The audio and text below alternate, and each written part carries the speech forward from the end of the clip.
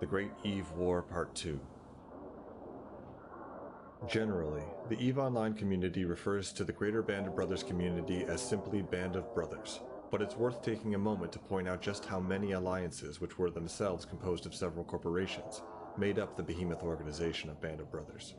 The greater Band of Brothers community was Axiom Empire, Aftermath Alliance, Cult of War, Corellum Syndicate, Digital Renegades, Executive Outcomes, Exuro Mortis, Fallen Souls, Fatal Alliance, Firmus Ixion, Mercenary Coalition, Empire, Red Moon Federation, Rise, Southern Connection, Sparta Alliance, Terror in the System, Vigilance Infinitas, Zelas Alliance, You-What, and Band of Brothers.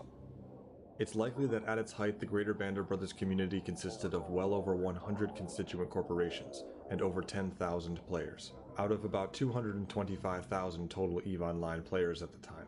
The glue that held this loose conglomeration of players together was mutual benefit, and while Sir Mole was its leader, the true genius behind Band of Brothers' success was a player named Dianabolic.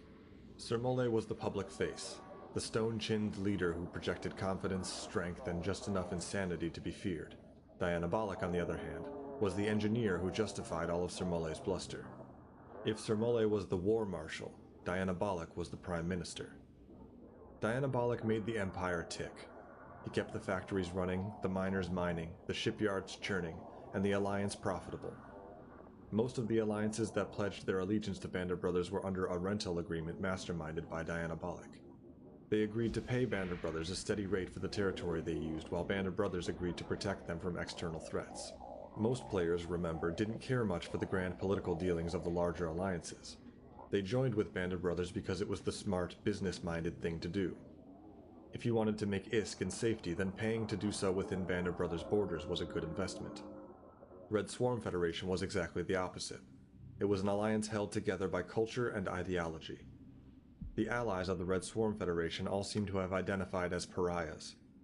All three of its main alliances, Goon Swarm, Red Alliance, and Tau Ceti Federation, had been evicted or beaten up by stronger coalitions in Nullsec years earlier.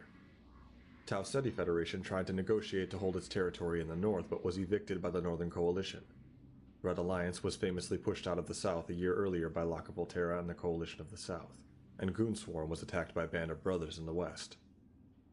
Red Swarm Federation now had more than 15,000 members and controlled a third of Nullsec, but its leaders held fast to the idea that the universe hated them and wanted their federation eradicated.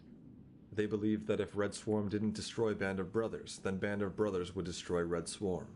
There were no attempts to negotiate peace. There's a sense of righteousness that runs through Red Swarm's written history and words of its leaders in this time.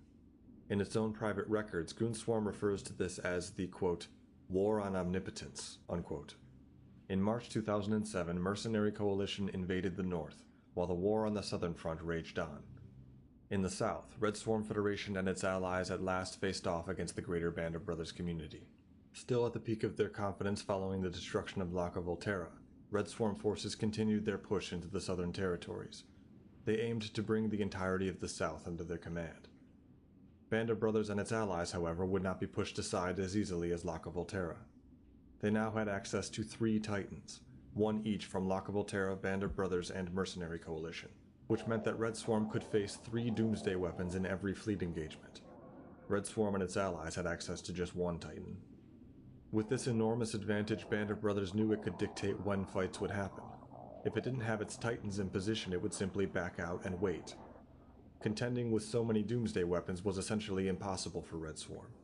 It couldn't force a fight out in the open, and if it tried to besiege a starbase, then its fleets would be served up on a silver platter for Band of Brothers Titans. In no time at all, the Red Swarm Federation advance into the south had stopped. Red Swarm developed a new strategy when its intelligence agents learned that Band of Brothers was building yet another Titan in a shipyard in FTAC TE1T, in its home region of Delve. On March 27th, A fleet spearheaded by Red Swarm attacked the shipyard and put it into its reinforced mode. In 36 hours, the shipyard would be destroyable, potentially a decisive moment in the war for morale. If a shipyard could be destroyed in Delve, the most heavily fortified position in all of New Eden, it would be a crushing blow. All of EVE Online would recognize that victory against Bandit Brothers was achievable, maybe even guaranteed. Just as hundreds of interlopers jumped on the Red Swarm Federation bandwagon when they went to deal the killing blow to lock up Alterra, a host of new allies would undoubtedly join the cause against Bandit Brothers. The impending battle was billed as the fight of the year. In a forum post, Sir Mole gave an estimate of the forces the Northern Coalition, Red Swarm Federation, and Against All Authorities, one of the major Russian alliances apart from Red Alliance, would bring to bear against his defense in Delve. Sir Mole said, quote, "We're expecting 200 to 300 capital ships total, anywhere from 2 to 7 Titans, 5 to 25 motherships, and 5 to 10 support fleets in the numbers of at least 100 each. Whatever goes down, it will be written into history," unquote. A Red Swarm fleet commander named Talone replied in the same comment thread, quote, "Wow, not far off. And what are you guys bringing?" unquote.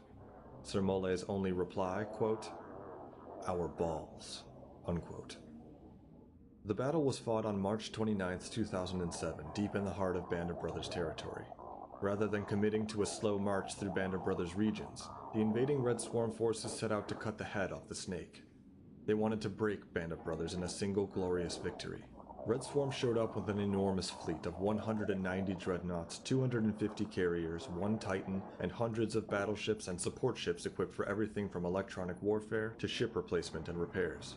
The fleet fought its way into the system with suicide squads of ships that were sent to sacrifice themselves to the defenders while the rest of the fleet got into position. The first suicide ship to arrive in system was a Revelation-class dreadnought flown by TiS Thork, the leader of Interstellar Alcohol Conglomerate. For 5 minutes, he and other suicide ships absorbed a torrent of enemy fire as they distracted Bandit Brothers and got the rest of the fleet into position. Bandit Brothers had committed everything to the defense of the shipyard orbiting Moon 1, Planet 6, Star System F-TACT E1T, where Red Swarm believed the next Titan was being constructed, and it all came down to this moment.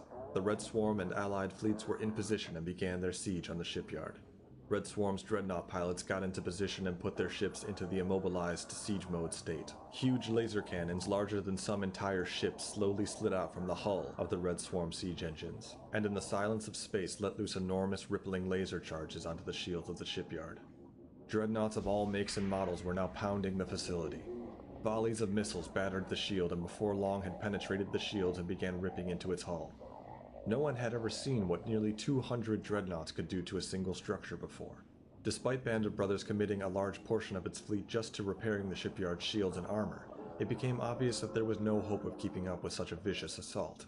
Bandit Brothers' strategy switched from defending the shipyard to making sure Red Swarm paid for its incursion. Red Swarm's dreadnoughts were warp disrupted, and the Bandit Brothers' fleet picked them off one by one. 42 of the 190 dreadnoughts Red Swarm brought to the battle were destroyed. It was a huge toll, but its leaders thought it was worth it. On April 1st, 2007, Sir Mole confirmed the Titan was dead in a forum thread titled only, quote, "Congratulations," unquote. Many in EVE were so jubilant at the thought of the Bandit Brothers' cocksure leader being humbled that they didn't even notice the date. April 1st. April Fool's Day. One day later, Sir Mole posted to the forums again to explain that he'd been having some fun with them. Here's what really happened. When Bandit Brothers received word that its capital shipyards had been found and a massive fleet was on the way, it prepared its defense. But rather than heavily fortifying the shipyard that was actually building the Titan, it committed everything to the defense of another shipyard in the same system. This shipyard was empty, effectively a dummy. The Red Swarm informant, Evil Thug, didn't know exactly which shipyard the Titan was being built in, only the system. So when the fleet arrived, it logically attacked directly into the Bandit Brothers' defense. The shipyard that Red Swarm wanted to destroy was quietly building a Titan 4 planets away while an immense battle raged above the empty shipyard. The empty shipyard was quickly destroyed, but in the aftermath the Red Swarm dreadnought fleet was still locked into position and unable to retreat, and it took enormous losses. It might have been worth it to destroy an in-build Titan, but for an empty shipyard it was an absolute disaster. Just as importantly, Red Swarm had been humiliated by Bandit Brothers. This was a battle for the hearts and minds of the EVE community, a proof of concept for the destruction of Bandit Brothers, and it had turned into one of the most profound embarrassments in the 5-year history of the game. The incident became known as the AFTAC TE-1T honeypot. The terrifying Red Swarm bulldozer that had pushed through the regions of the Great Wildlands, Innsmother, Cache, Scalding Pass, Deterid, Wicked Creek, Immensia, and Amist was now stopped in its tracks. Where bluster and exultation were once the predominant sounds in its fleet communications, frustration and discouragement marked the new attitude. You can imagine the fear that must have set in at this time. Band of Brothers was said to be invincible, so much so that its enemies accused it of colluding in shady back rooms with CCP Games to maintain its grip on power. Now it was stampeding in the north and proving invulnerable to invasion in the south. Red Swarm Federation began to wonder if it had picked an unwinnable fight. The forces arrayed against the Band of Brothers coalition were immense. All the great powers of New Eden had set their sights on the destruction of Bob, or Band of Brothers, and Band of Brothers was proving up to the task. As Mercenary Coalition burned the north, Band of Brothers pushed back in the south and began making ground in Red Swarm territory. It had held off an invasion of Phaethobolus and was now pushing its advantage with confidence. First stop, Amist. This proved to be a cakewalk. Red Swarm reasoned that the geography of the region made it too difficult to defend, so its forces fell back to Tenerifis, with Band of Brothers fleets close behind. A Goonswarm history writer, James 315, wrote in a memoir, quote, "Band of Brothers and the Red Swarm Federation clashed. Red Swarm Federation fell back. Band of Brothers stepped forward and claimed sovereignty over yet another region of Nelsec. The Red Swarm Federation, the final obstacle in Band of Brothers' path toward total control of Eve, was fading. Red Swarm still had control of a few regions, but they were losing hope. If they couldn't stop Band of Brothers from taking one of their regions, how could they stop Band of Brothers from taking the rest?" Unquote. The region Tenerifis became the front line as the two largest coalitions ever assembled in Eve slugged it out. Band of Brothers moved its fleets into Tenerifis from the eastern entrances in Amist, and quickly snared control of two key stations in the system to serve as a staging platform for its attacks. The history of Eve shows that once an attacker has a foothold in the region it's assaulting, its odds of success go up dramatically. The taking of the first two stations in Tenerifis was a great victory for Band of Brothers, and it was hungry for more. Band of Brothers forces moved to conquer more of the region, but Red Swarm defenses stopped them in their tracks. The Red Swarm defense proved incredibly tenacious, and for 3 weeks it battled to hold back the invasion. And while Tenerifis was locked in stalemate, allies of Red Swarm were leading harassment attacks behind enemy lines to disrupt Band of Brothers' production operations. Its industry and mining efforts in Phaethobolus were under constant attack by the Alliance against all authorities. Red Swarm's leaders knew that all they needed to do was to stand their ground long enough for against all authorities to burn Phaethobolus. At the same time, a Red Swarm ally called Interstellar Alcohol Conglomerate took the fight to the Band of Brothers coalition in Quarius, attacking Firmus Ixion and other Band of Brothers allies. The plan was to hurt the industrial war machine that powered Band of Brothers' success by disrupting its logistics and preventing players from making money. The Northern Coalition was still here too. While recovering from the wound they were dealt in the north, their attack fleets were still able to hurt Band of Brothers deep in its territory. Band of Brothers was being attacked from all sides, but the stalemate persisted in Tenerifis outside the factory in the system 9TAC980U. The good news for Band of Brothers was that the war in the north was over, and Mercenary Coalition was now free to aid on the southern front. It would stay behind Band of Brothers' lines to fight off the harassment incursions by the Interstellar Alcohol Conglomerate and the Northern Coalition, while the hammer of Band of Brothers' main fleet continued to strike Tenerifis. Things got worse for the Red Swarm Federation. Goonswarm's leader Remedial had deemed that it was time to step down. He had led Goonswarm since its founding, but now he was leaving the game due to unspecified real-life commitments. He appointed Goonswarm's spy master, the Mittani, to take his place. This was a bizarre move. The Mittani had privately declared that he didn't want that role, and he didn't feel he was ready to take the top job. Some people in Goonswarm believed that Remedial was handing off the reins of leadership right before the Alliance's collapse, so he wouldn't be held historically responsible, and the Mittani agrees with that assessment. The Goonswarm history writer James 315 wrote, quote, "Remedial, the Goons' founder and longtime leader, decided to quit the game. He was convinced that Band of Brothers could not be stopped and that Eve was essentially over. Remedial transferred leadership of the Goons to the Mittani, but before Remedial left, he gave the Mittani his plan for how the Goons who didn't quit the game might still find some fun. Unanchor all remaining sovereignty-claiming structures, pack their bags, cede the Goon regions to Bob, and move across the galaxy to NPC space to mess around. Had the surrender of the Goon regions taken place, the Red Swarm Federation would have been crippled. Combined, the three powers of the Red Swarm Federation had not been able to stop Band of Brothers. Without the Swarm, their chances of continued survival would have gone from bad to zero. And with that, all of EVE would have belonged to Band of Brothers. For those who did not play EVE at the time, it is difficult to fully comprehend just how powerful Band of Brothers had become. No other alliance has come close to its dominance of the game. Band of Brothers and its pets controlled a majority of the galaxy. Its leadership came from players who had been in EVE from the beginning, some from the beta. Its core was comprised of the oldest and most successful PvP alliances. It had never lost a war. Ever. Unquote.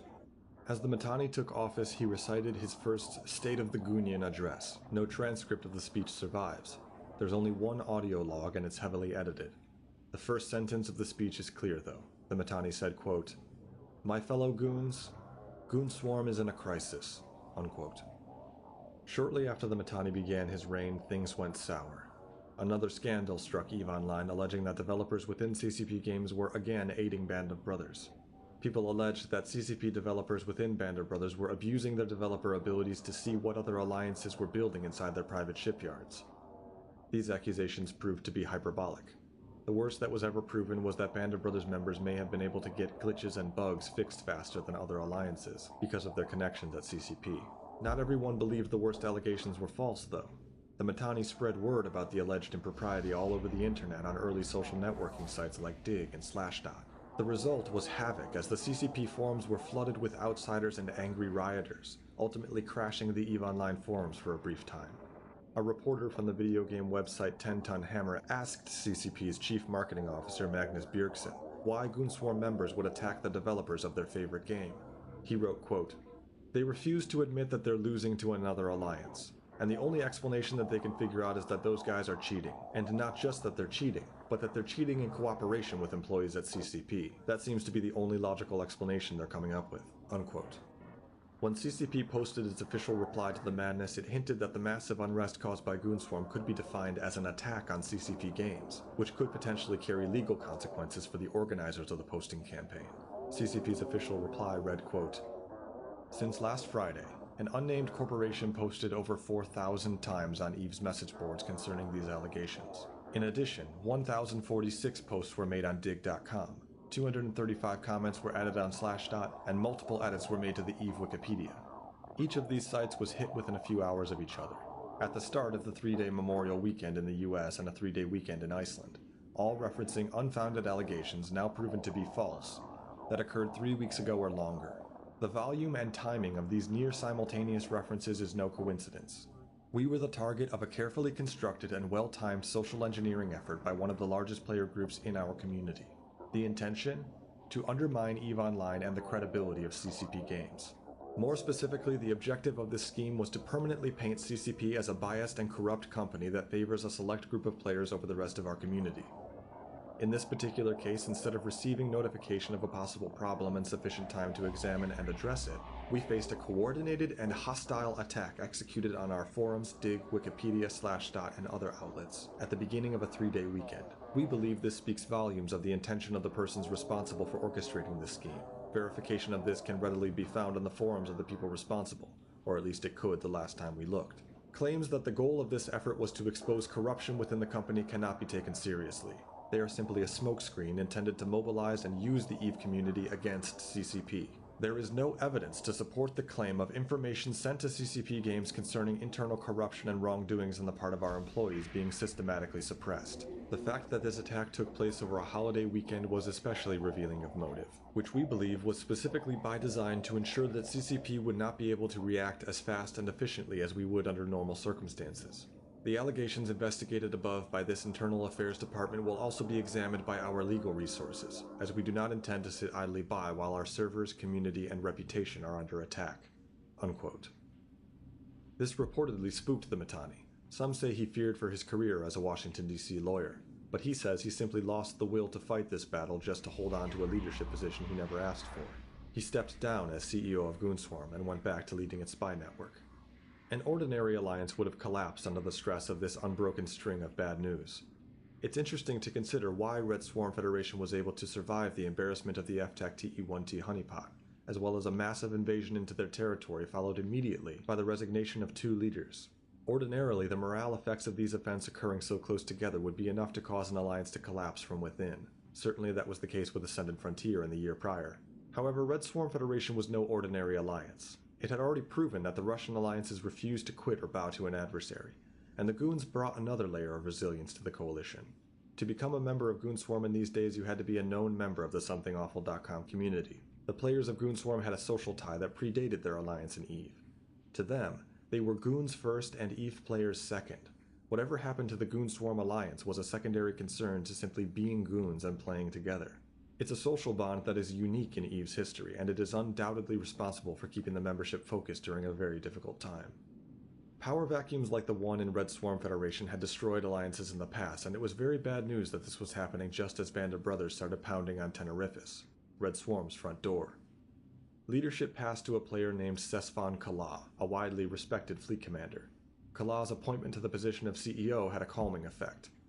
For all of the Goons' claims that they didn't take the game seriously, by now it was clear that the Alliance had a deep bench when it came to leadership potential. This is common when examining the structure of Goonswarm and its players.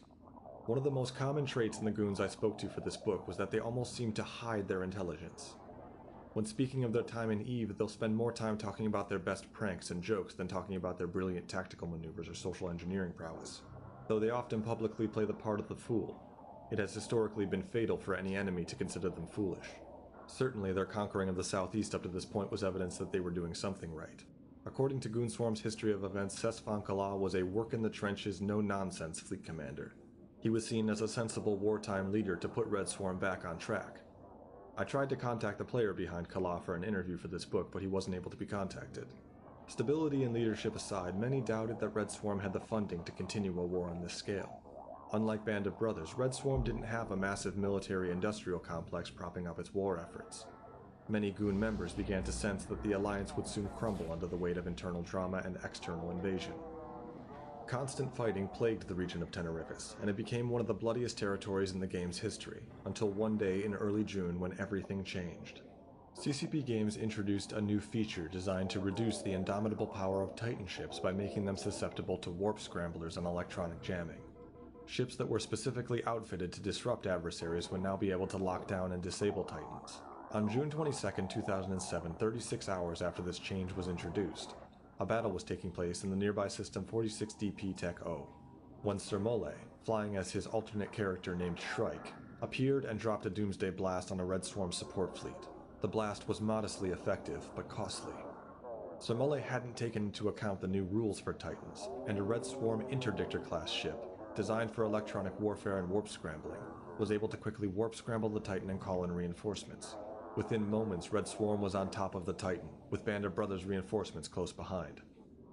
Every available pilot was called to hurry to the battle. The two forces blasted each other for an hour as the Red Swarm fleet under the command of Sesfan Kala ignored Band of Brothers' smaller ships and focused all of its firepower on the Titan. In a surviving audio log of the battle, Sesfan Kala can be heard saying, quote, "Stay on Shrike. Stay on Shrike. Come on guys, his tank is breaking and he is fucked. Go, go, go." Unquote. Sesfan Kala frantically organized hundreds of pilots to defend a single ship, the Interdictor that was keeping the Titan warp scrambled. If it lost its grip for even a moment, the Titan would warp away to safety. If the Interdictor was destroyed, the battle would be over. At last, a blinding light ripped through 46DP Tech-O in an explosion that was larger than the entire fleet battle, brighter than the light of the nearby star. Sermole's Titan was rubble floating through space. The Red Swarm pilots howled with cheers and laughter. They'd just destroyed the first Titan ever to be lost in a combat engagement. Others had been lost to trickery or unfortunate mishaps, but this was the first to be destroyed in a battle. As this occurred, the unmistakable voice of Star Trek's Jean-Luc Picard rang out over the communication lines, as a pilot turned on the 2007 internet meme The Picard Song over their speakers. Picard sang, quote, "Here's to the finest crew in Starfleet," unquote. For 45 seconds, the Red Swarm pilots cheered and screamed like they'd just taken down the Death Star. Then the comms went suddenly silent as Sesfan Kala shut off everyone's voice chat and injected his own voice over the loud cheering, saying, quote, "Check, check, check. We have work to do," unquote. The battle raged on with hundreds of ships in the fight, but nothing that could happen afterward mattered. Band of Brothers had never been humbled like this before. The news of Sermole losing his Titan in combat rippled through EVE, finally giving Red Swarm the morale victory it so desperately needed. Its new leader, Sesfan Kala, was a hero. Just a few days later, Band of Brothers lost control of its foothold systems in Tenerifis. and the mighty hammer that had swung south and east from Delve had been stopped. Goonswarm historian James 315 quoted an unnamed source to describe what the destruction of Sir Mole's Titan meant to Band of Brothers' war effort. This is a biased account, but there are some quality insights as well. The unnamed source wrote, quote, "The destruction of the Band of Brothers Titan was the Battle of FTAC-TE1T unfolding in reverse. Just as FTAC-TE1T became a turning point in the war, the loss of Sir Mole's Titan may serve as a counterpoint.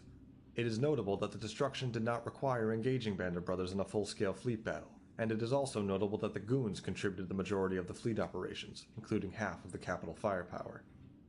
As you say, the howls. But they were not howls of anger, hunger, or even of satisfaction. They were howls without emotion or human consciousness, like the howls of a wolf who performs his task in the wilderness because it is his nature.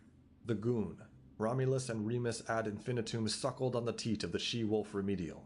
These Goons, when still babes, almost strangled by Band of Brothers in their cradles. These Goons, when children, making a snack of Sir Mole's Titan. These Goons, when full-grown, devour the world. James, I wish to remind you that all successful entities are bonded by a unique glue. For Red Alliance, Russian. For Tau Ceti Federation, French. For Goonswarm, being goons. But pilots come to Band of Brothers from all over for one reason: to win, every time. The purpose of Band of Brothers is to win an unbroken string of victories, to never persevere through loss or hardship, to never risk a real defeat, to play a game that, due to advantages fair or no, they cannot lose. To ask the Band of Brothers pilot to place his assets at a real risk of destruction again and again is anathema. To ask a pilot of Evolution who has given all of his assets to Sir Mole in exchange for the promise of victory, to then part with guaranteed success, would be like asking the Goon to be civilized, or to ask the Russian pilot to speak Swahili. Thus, for Band of Brothers, a loss is more than a mere deprivation of his lost assets for a time. When Band of Brothers loses a battle, it is nothing less than an identity crisis, for in that loss of a battle he loses his purpose, and the very reason for Band of Brothers' existence. Were a power to rise such that Band of Brothers could not be guaranteed victory, Band of Brothers would slowly disappear. Those who placed all of their belongings in Sir Mole's hands and who did not receive their certain victories would consider themselves cheated, the victims of evolution." Unquote. July 1st, 2007. Red Swarm's leaders didn't want to try a brute force campaign. Their strategy wasn't to push the main Band of Brothers fleets backward and capture Orion's territory one system at a time. Instead, they spread out across Band of Brothers held space and attacked everywhere. With the advance turned back in Tenerifis, all of Red Swarm was free to attack in force anywhere it chose, and it seized the advantage from the battle-hardened Band of Brothers fleets. Even with its host of vassal alliances, Band of Brothers territory was too vast to effectively defend, and the mighty empire was showing signs of weakness for the first time in its history. The alliances that mercenary coalition left in charge to hold the north were deposed, and the south was being flooded with an onslaught of Red Swarm ships. Sir Mole said to me in 2014, quote, "Every single station we had in every single territory we had was under attack by someone," unquote. 24 hours a day, members of the Band of Brothers coalition were putting out fires in multiple locations throughout their territory. As it began to make headway in this war, Red Swarm Federation planned large-scale propaganda campaigns designed to rip apart the greater Band of Brothers community. The vassal alliances of Band of Brothers were promised military support from Band of Brothers' main fleet if they ever came under attack, but they had no guarantees. They had to trust that Band of Brothers would live up to the agreement and show up in their hour of need. Goonswarm seeded doubt, trying to convince these vassals that Band of Brothers was only interested in their taxes and never intended to safeguard their territory. The most famous of these propaganda campaigns was Goonswarm's People of Rise campaign. One Goonswarm pilot who went by Roy of CA, his name was Roy and he was from California, would endlessly fly through Band of Brothers held Phalabulus and spout propaganda at the citizens of that region, who belonged to an alliance called Rise, a Band of Brothers ally. His exceedingly long propaganda screeds would say, quote, "People of Rise, you are being misled and I can prove it. The war is going badly for Band of Brothers Rise. ED-Tech L9T has fallen and remains in the control of your enemy to the west. Thousands of active members from the Red Swarm Federation have overrun entire regions to the north and east, and continue to gain ground unchecked. Band of Brothers' capital fleet is now outmatched and outnumbered by the combined might of the alliances rallied against it. Rise members, jump ship. Where is the Alliance Luck of Volterra, Rise members? I will tell you the truth. It fell to the swarm of enemies at its doorstep because Band of Brothers did not care for them. Band of Brothers charged them money for space they were unwilling to help defend. Luck of Volterra collapsed without Band of Brothers support, Rise members, and they were stronger, wealthier, and controlled more space than you. The enemies of Band of Brothers were but a fraction of what they are now. So what would become of you, Rise members? I do not wish to see you collapse as so many alliances before you have, Rise. If you were to lose everything and leave Eve as Lockable Terra has, then everyone in the game suffers regardless of alliance or playstyle. We know you want to leave, Rise members. We know it is no fun to waste what little game time you have on things you do not want to do, only to have to pay an absentee slumlord. We know of your pain, Rise members. I am here to help." Unquote. The people of Rise speeches were a mixture of hard truths and half-truths, designed to weaken the resolve of Band of Brothers' tenets. Red Swarm knew that Phaedobolus was the next stop after pushing Band of Brothers out of Tenerifis and Amist because it represented the straightest possible path directly into the heart of Band of Brothers' empire. Red Swarm wanted to soften Rise's membership however possible. While Roy of CA jabbed at its morale, Sesvan Kala prepared a knockout blow for Phaedobolus. The Eye of Terror. In Tenerifis, Red Swarm was building a series of warp gate jump bridges that would allow it to bypass the long route from its main stations to Phaedobolus. Rather than having to traverse 24 warp gates to get to the heart of Rise's territory, the Eye of Terror would allow a stream of ships to make the trip in just 5 jumps, a journey taking a mere 5 minutes as opposed to 30. The whole operation is one of the most staggeringly successful works of psychological warfare in Eve's history. Even the name Eye of Terror is a vivid envision of impending doom writ large for the people of Rise, as they pictured the Eye of Terror opening to release the Swarm. With the Eye of Terror now serving as a bridge for Red Swarm directly into Phaedobolus, Band of Brothers determined that this was not a fight it could win. In a one-on-one fleet fight, it could stop practically anything that Red Swarm could throw at it. But with the constant attacks throughout its territory, Band of Brothers leaders knew they couldn't dedicate the time or the resources necessary to keep Phaedobolus under control. With the Warp Gate Bridge of the Eye of Terror, Red Swarm would actually be closer to Phaedobolus than Band of Brothers, which would make defending the territory a logistical nightmare.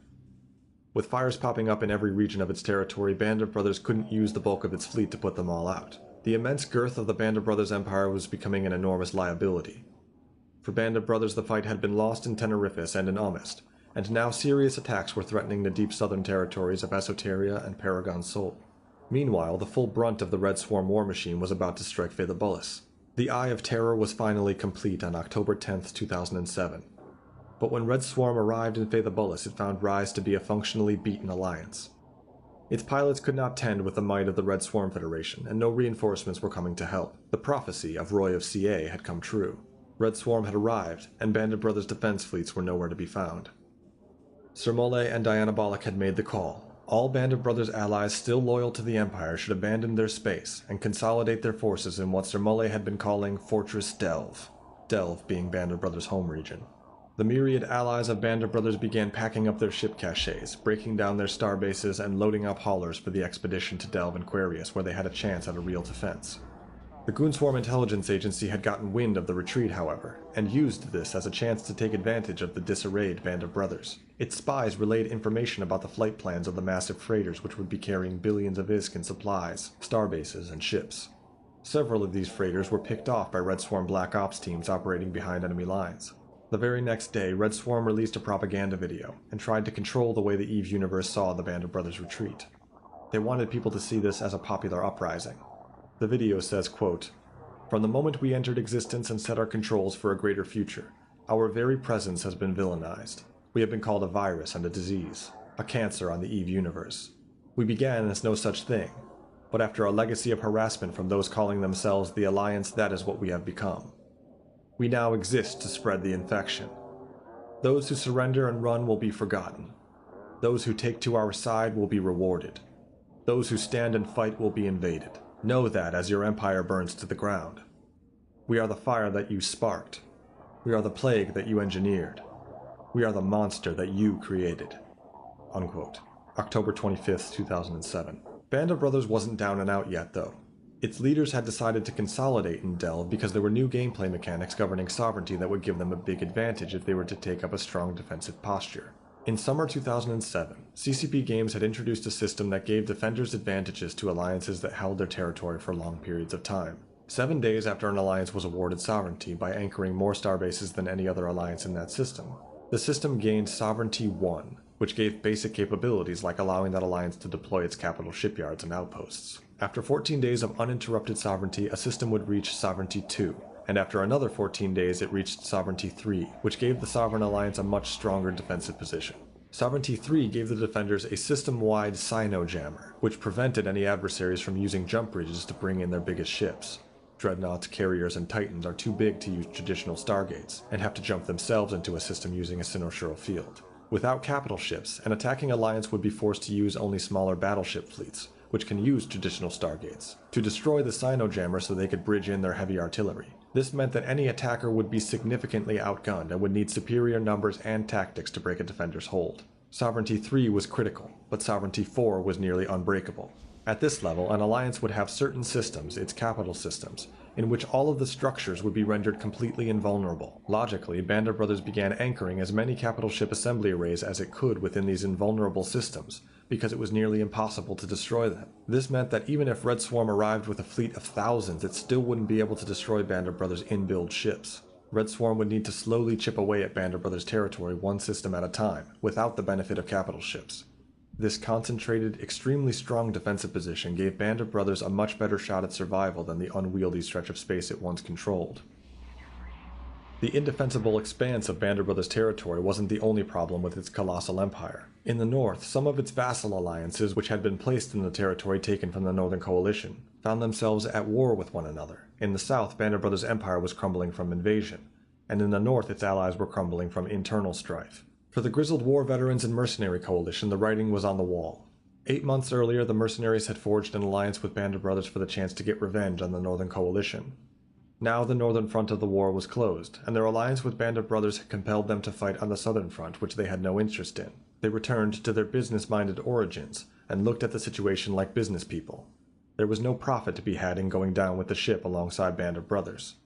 Mercenary Coalition also knew that there was no easy way out of its alliance. It had made a lot of enemies, and its home was right next door to Band of Brothers' home region of Delve. Beyond that, Goonswarm's lead diplomat Vile Rat had made contact with Mercenary Coalition's leader over the preceding months. According to Celine, meeting Vile Rat helped put a friendly face on Red Swarm Federation, and Celine believed that if Mercenary Coalition was to break off its alliance with Band of Brothers now, then it might not be bothered if Red Swarm destroyed Band of Brothers. Mercenary Coalition approached other groups in secret, including Evoke Alliance, Outbreak, and KIA Alliance, and formed a new power block called Tortuga in the deep southern dead-end region of Period Basis. In 2007, Celine wrote about this, quote, "As of Saturday the 15th of December, Mercenary Coalition, KIA, Evoke, and Outbreak claimed the region of Period Basis as our home. We urge all current Period Basis residents to make other living arrangements. Those who do not will be put to the sword. We ask for no quarter, and we shall give none. We do this for ourselves, our fellow brethren of space. Once our new home is secure, we will be available for regular contract work unfettered by the agenda of foreign powers. Welcome to 2008. That is all." Unquote. Arguably, Band of Brothers' most powerful ally had deserted it.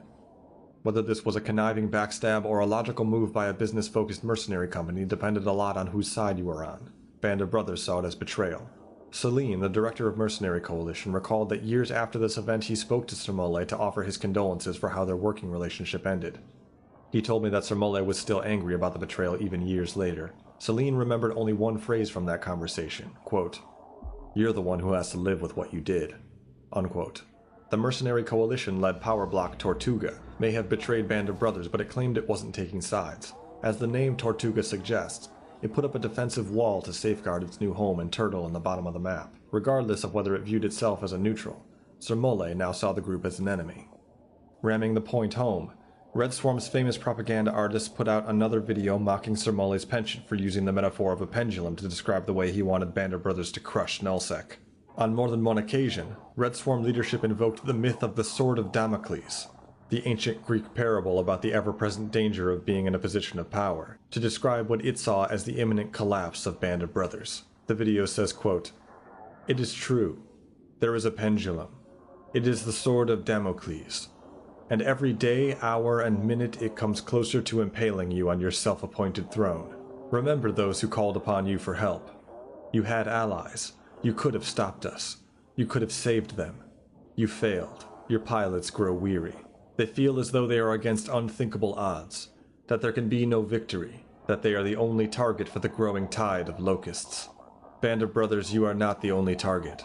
You are simply the only target remaining." Unquote. With the wind at its back, the Red Swarm Federation charged into Delve, the home region of Band of Brothers and the place it had chosen to make its stand. This wasn't meant to be an Alamo-style dead-to-the-last-man hopeless defense. Band of Brothers still had the hardware and the know-how to defend its territory when it was localized to one or two regions. It dug in its heels and awaited the Red Swarm fleets. Red Swarm Federation was delayed slightly in its arrival to Delve, as it stopped to conquer abandoned territory. Band of Brothers had pulled out of the regions of the south, but in its retreat plenty of starbases got left behind. Red Swarm spent weeks mopping up the dozens of vacant starbases left behind by the fleeing Empire. Its leaders wanted to make sure that Band of Brothers had no safe haven to return to once they conquered Delve. The southern front had already collapsed, and the news from the northern front was no better. A group calling itself Pandemic Legion had formed an alliance with the Northern Coalition, and was now pushing south, fighting the Band of Brothers allies left in Fountain. These fights were disastrous for Band of Brothers as the revitalized Northerners shot down 10 ships for every one they lost. As Fountain crumbled, so too did Quarius, and Firmus Ixion evacuated Nullsec entirely, and left the region to the Northerners who conquered it unopposed. This was also a time, the beginning of 2008, that supercapital ships became a common sight. Most major alliances owned a Titan, and the biggest coalitions of alliances had 4 or 5 of them by now. They were still incredibly valuable tools, but they were now commonly seen on the battlefield rather than a rare aberration used in only the most important fights. Goonswarm itself, which was famed for its massive fleets of junk ships, unveiled its own Titan, an Erebus-class ship that it dubbed the Goon Cannon. This gave Red Swarm Federation 2 Titans to use in battle. With the rest of Band of Brothers' empire crushed, only Delve remained, and Red Swarm wanted to finish it all in one climactic battle. After a year and a half of war, Red Swarm Federation had gone from controlling just one system in the west, Red Alliance's Sea-Tech J6MT in Innsmother, to extending its arm all the way across the south and was about to step on Band of Brothers' front porch. It set its sights on NOL-Tech M9, the spiritual home of Band of Brothers for the last 3 years. This battle was going to be absolutely critical for the Russians in particular. Internal squabbling had begun to form rifts in Red Alliance, but a decisive victory could potentially bring them back together. A torrent of ships plowed their way into NOL-Tech M9, and began the largest, longest, and most frantic fight ever seen in EVE. For more than a week the battle raged in this system at all hours. At its lowest points there were still 400 combatants in NOL-Tech M9 fighting for one side or the other, and at peak hours there were up to 3 times that number. Against all odds, Band of Brothers was holding the line, and Red Swarm may have begun to regret its decision to commit to one all-out assault. Tricks and unique tactics became all-important as each side desperately clawed to gain an advantage over the other. One of the only documented moments from this battle took place on February 16th, a week after fighting began. Red Swarm had placed a trap near a Stargate. It placed one lone carrier out of position, hoping Band of Brothers would warp in a fleet to destroy it, at which point a Red Swarm Titan would warp in to unleash a doomsday blast and wipe out the fleet. A Band of Brothers fleet commander named TWD smelled the trap. He sent in just half of the fleet, accompanied by a group of extremely well-armored support ships designed specifically to survive doomsday blasts. As expected, when the fleet arrived, a Titan appeared and wrecked it with a doomsday. What TWD did not expect was the second Titan that arrived with yet another doomsday blast. Just one Band of Brothers ship was left standing. The ship got its warp scramblers locked onto one of the Red Swarm Titans as the second warped away. TWD ordered the entire fleet to jump in on the warp-scrambled Titan. Without sufficient backup, the Red Swarm Titan was destroyed. That Titan had belonged to Red Alliance, and its loss drove the Russians off the battlefield. They had been struggling internally with messy politics and low morale, and the loss of one of their only Titans was the last push many leaders in Red Alliance needed to call off the fight and leave the main front in Delve. They packed up their ships and headed back to the east, leaving Goonswarm to fight alone. All the while, Band of Brothers' morale was lifting after months of being pushed to the brink. The Northerners abandoned the front in Delve as well, and suddenly Goonswarm was facing Band of Brothers alone, trying to dislodge it from Nullsec for good. The fighting in Delve was so fierce that it's an impossible tale to retell with full accuracy. There were very few standout moments to give shape to the round-the-clock conflict. For weeks on end, the pilots of each side would log in, report to a fleet commander, and fight wherever they were needed. There was no downtime. In Delve and Quarius, there was nothing but war between thousands of players. It's impossible to give adequate description to this formless, endless battle except to say that it will likely never be duplicated ever again in EVE Online's history. The raw emotion to equal this battle's ferocity would be difficult to replicate, but the game's mechanics also likely wouldn't allow for it. In modern EVE, major battles are comparatively flash in the pan. The modern game skews toward long, individual fights, in which everything is decided in one epic 8-hour confrontation fought with such ferocity that it can't be sustained for very long. By now, Band of Brothers had accumulated 8 Titans, and in this final defense of Delve it used every one of them. There was nothing Goonswarm could do by itself against the absurdity of 8 Doomsday Blasts in every battle, more if the battle lasted over an hour, which is roughly how long it took for the Doomsday to reload. Band of Brothers had full sovereignty over the region, which meant Goonswarm couldn't even use its largest ships. It needed to warp in large fleets of comparatively small battleships to try to wrest control of a system away from Band of Brothers, and it was rare that Goonswarm was able to use its best ships. Goonswarm now also faced a similar problem to what Band of Brothers had confronted. It controlled too much territory. While it fought the ultimate war in Delve, the rest of its territory was open to attack. Smaller alliances which should have had no business attacking Goonswarm were able to move in and make themselves comfortable. Goonswarm stood alone against Band of Brothers in Delve. The loss of its allies clearly hurt morale, but its massive numbers ensured it was still up for the fight.